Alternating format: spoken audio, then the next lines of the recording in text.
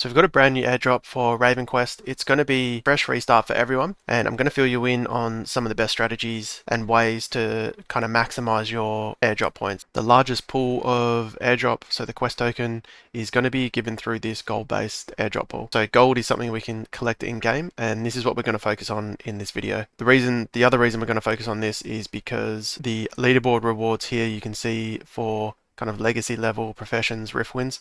These are all going to be things we're going to focus on to maximize our gold anyway. So you'll end up positioning on these leaderboards just by focusing on this. Now this gold-based airdrop pool is equalized, so land won't have any extra bonuses here, but there is a landowner pool that's separate. So if you don't own land, then you don't need to worry about this. So I'm going to run through everything that you need to do to maximize your airdrop points. As we've mentioned, the airdrop points are basically your gold that you earn in game. The way you can get this gold is firstly is just a daily login. So every time you log in, you'll get a chest that you can open. It'll be in your inventory. Obviously you'll want to be cashing in on this every day. Now the other way to maximize your daily login rewards is through Ravencards. You'll get your standard login reward, but you'll also get an extra chest full of gold based off how many Ravencards you have. So I'll just explain Ravencards a little bit. They're going to be important to not only for the airdrop, but also to increase the power of your character. So how do we get these Ravenpacks? There's going to be a currency in the game called Dawn Essence. So Dawn Essence is going to drop from bags that you basically collect from almost everything you do. Crafting, killing monsters, quests. You're going to get these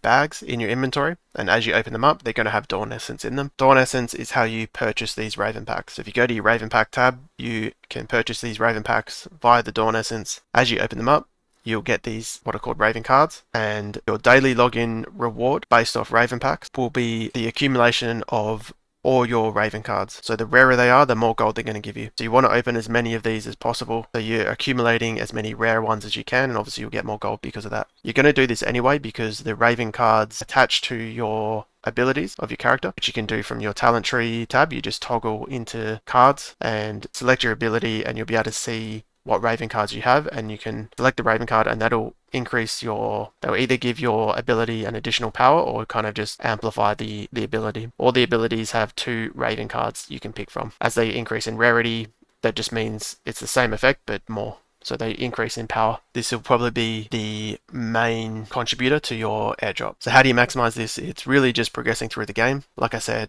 quests, killing monsters, crafting, everything is going to give you Dawn Essence and therefore Raven Packs. That's the daily login and Raven cards.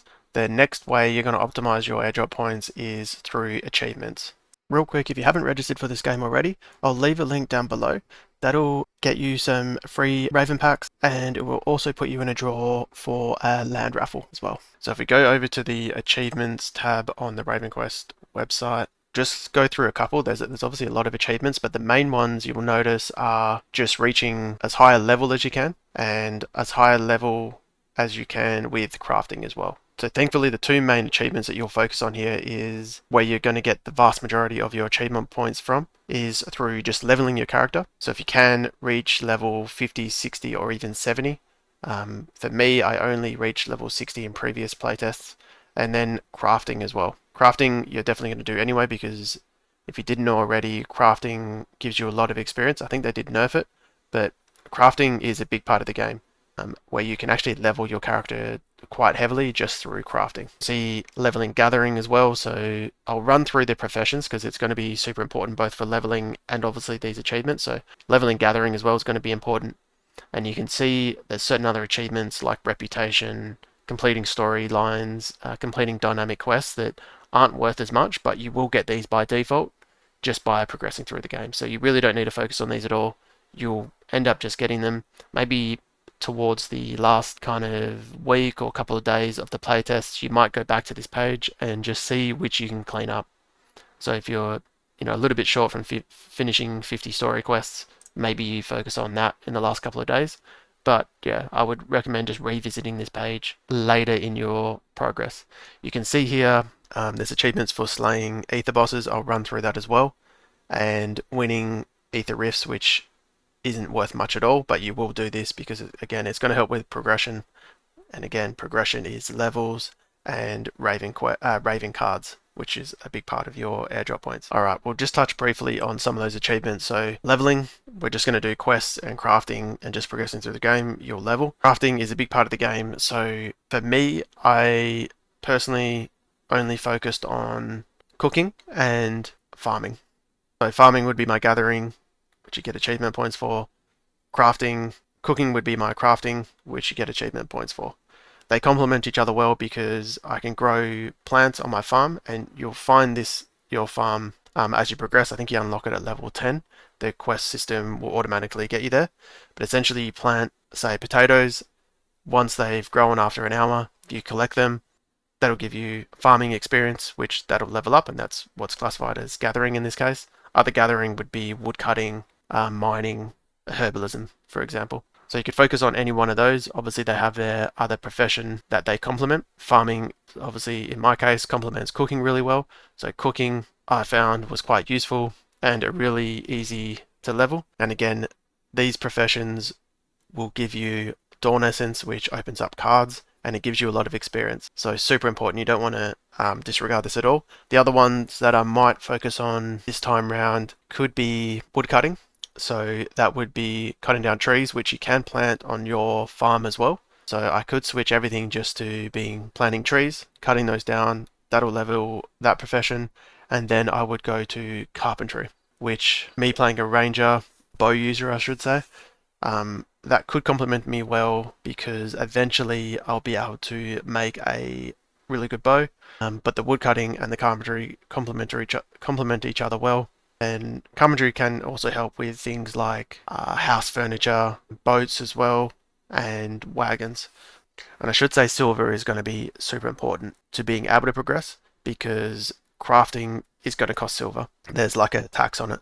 So the more silver you can make won't hit those bottlenecks of I don't have enough silver to craft today. So speaking of silver and speaking of the achievements, other way that's going to help both of those is by completing Aether Bosses and Aether Rifts. So the reason these are good is because they're a good source of experience, but a really good source of silver, which is again going to be crucial for progression. So the way you do these Aether Bosses is when you complete your daily quest, which we'll go over in a moment. They're your adventure board quests. You get 3 of them a day. You'll gain 1 Aether Scroll, and you'll need a party to do this. Once you gather your scroll, maybe you'll save up a few scrolls, and then you'll look for a party. So I've got a couple of scrolls, and ideally you'll get in a group with other people that need to do their scroll. Each scroll will summon a boss, and it's pretty simple. If you start it on easy, you should be able to do it with any group. And as it goes, if you select either medium or hard, that'll provide a little bit more silver and experience. And you do actually get 1 Raven card every time you kill these bosses as well. So that also helps with those daily logins. But you won't be able to do these until you're level 40. So another reason to progress, kind of grind pretty early to get to level 40 as soon as you can. However, you can still get these scrolls before level 40, so don't stress too much because you will probably accumulate these scrolls and then you can just smash them all out once you're level 40. The Aether Rifts are another important feature to be aware of. This is the main PvP mode. So when you do your adventure board daily quests, which are these, you can see them here, they'll just be a task like foraging 30 times, and you go and do that, you'll end up getting... You will get gold for this, so I think it's 50 gold per one, so you'll do these every day, you'll get gold, which is essentially airdrop points, and you'll also get an Aether Rift pass. You can then go to your Aether Rift page. This is using a separate tab of your archetypes, so you'll be able to create a fresh max level character, and this is what you use once you go to your Aether Rift tab and you enter one of the Aether Rifts, which you can see here. So it's an equalized PvP max level battle, essentially, with a PvE aspect to it as well. So you can see there's monsters. When you come across your opponent, you fight each other. Whoever wins stays, is able to clear the whole floor. You'll gain silver experience and these kind of items that you can sell at the vendor after, which is worth a lot of silver. So winning these is quite important. You can also queue up into this in a 2v2, you'll both need an Aether Rift pass, and you'll only fight other 2v2 players that are queued up as well. So you have 3 adventure board quests, so you'll be able to do these 3 times a day essentially. I will also be posting some PvP guides and just a lot of other guides in general, as well as streaming, so definitely make sure to like and subscribe. I hope that all helps. Make sure to ask me anything you're not sure about down below, and use my link to register if you haven't already.